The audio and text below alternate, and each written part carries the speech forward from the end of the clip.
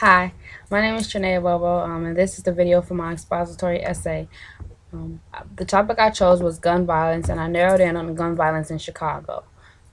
More than 30,000 people are killed by firearms each year in the United States. That means that more than 30 people are shot and killed each day.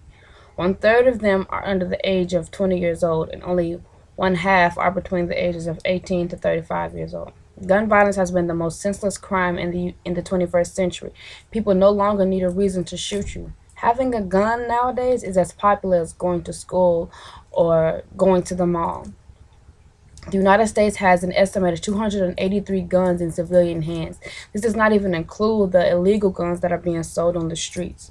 The government has taken little to no action to increase restrictions on how easy it is to obtain a firearm in America. In Illinois, you have to be 21 years old to obtain a firearm license, but the average age in the United States is only 18 years old. This alone is a problem because you're lowering the standards so children in high school can obtain a gun once their 18th birthday hits. The government needs to crack down harder on people carrying unlicensed guns and require a thorough background check on anyone interested in purchasing a gun license. In December 17, 1791, the United States Bill of Rights states that persons are allowed to bear arms in the home for self-defense. It also states that the right to bear arms is not unlimited. This means that you cannot just buy 30 guns and just keep them in your home because it's unsafe and you really don't need those many guns to protect yourself unless you're expecting a war or something. The invention of guns is unknown, but the earliest accounts goes back to Chinese in the 1200s. In those days, guns were used to fight in wars to claim land, not to kill innocent people who were not involved in the war. Homicide is the second leading cause of death among 15 to 24-year-olds. Gun violence is most closely associated with African American teens than any other race in the world. It has been stereotyped that gun violence is just an extension of poverty-stricken families and one-parent households. What's sad is that a few ignorant people give us as a race of African Americans a bad name. It is a choice to use a gun to take a life and shoot someone, a choice of an individual, not a community. On November 21st, 1984, Benjamin "Benji" Wilson was a senior in high school at Simeon Career Academy in Chicago, Illinois. He was ranked the number one basketball player in the country at the time of his death and had led the Simeon Wolverines to a state championship during the prior season and had planned to do it again his senior year. Just 1 week shy of the season opening game, Benji was gunned down in front of a corner store while walking his girlfriend to the bus stop. A 14-year-old male and Benjamin bumped shoulders. The two exchanged a few words, and the 14-year-old pulled a gun from his belt. He then shot Benjamin several times, just 1 block away from the main entrance of the high school. The brutal murder of Benjamin Wilson was just one of 669 deaths that occurred in Chicago due to gun violence. Senseless is defined as lacking mental perception, appreciation, or comprehension, stupid or foolish as persons or actions. The word senseless has become the only word to describe unnecessary violence that has been occurring in Chicago these past few years.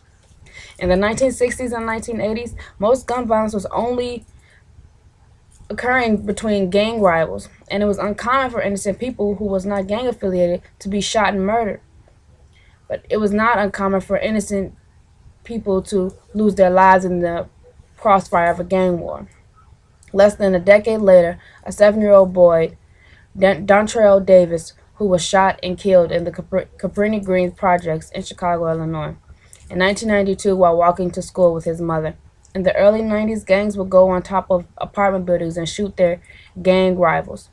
Since 2001, 2,000 troops have died in Afghanistan. 5,000 people have died in Chicago since 2001.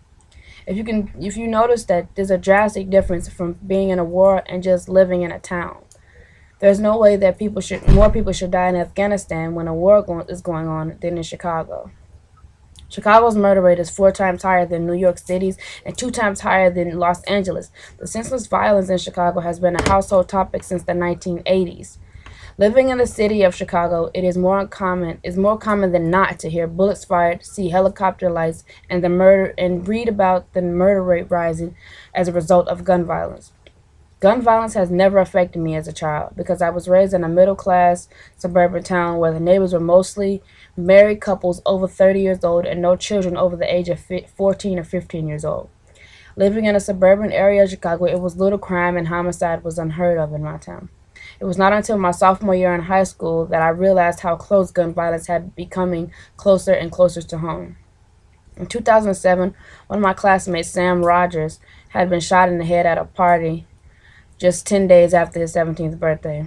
It was the first time I had ever known someone who was killed by firearm, but my second encounter would come sooner than I would know.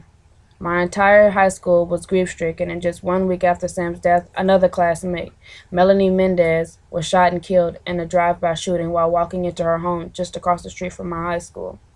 Since 2007, I've known 5 teenagers that have been brutally murdered within a 5-block radius of my childhood home due to gun violence. In 2008 and 2009, gun homicide was the leading cause of death among black teens. According to Black Youth Project, a website on gun violence speaking out about the death tolls in today's youth, in 2008 and 2009, 5,740 child or teen was killed every 3 hours, 80 every day, 55 every week for 2 years.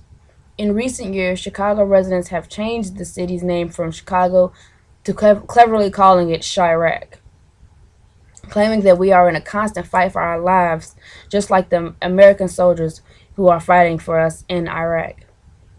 The gun violence in Chicago has gotten out of hand. I was born and raised in Inglewood, which is one of the roughest parts of Chicago. As a child, I went to sleep hearing gunshots and was often awakened by helicopter lights. The violence in the past decade has reached a point where the gunmen no longer care who their bullets hit, and innocent people are losing their lives and families are losing their loved ones, says Isaac Welch Jr., a 21-year-old man I interviewed who has been a resident of Chicago his entire life. The gun violence in the town President Barack Obama was a resident of and First Lady Michelle Obama was born and raised in puts an immense amount of pressure on President Obama to put an end to the gun violence in the city he loves. In 2011, there were 8,583 deaths due to firearms in the United States, and 377 of those deaths were in Illinois. While 377 seems really high to other states, it is exceptionally low for the state of Illinois. But this would be short-lived. The following year, it was reported that the death toll had exceeded 500 homicides in Chicago for the first time since 2008. With just 2 days left in the year of 2012. In the first 6 months of the year, we seized 3 guns for every gun seized in Los Angeles and 9 guns for every gun confiscated by the New York Police Department, said Chicago Police Commissioner Gary McCarthy when asked his thoughts on gun violence in Chicago. Commissioner McCarthy called the death rate unacceptable, publicly showing his frustration when people ask me what's different about Chicago, one of the things I tell them is that we have a proliferation of illegal firearms. While Chicago struggles with homicide, New York and California have implemented bans on assault weapons and high-capacity magazines, something that Illinois has not even considered. This has been my expository essay, and I just want to say thank you.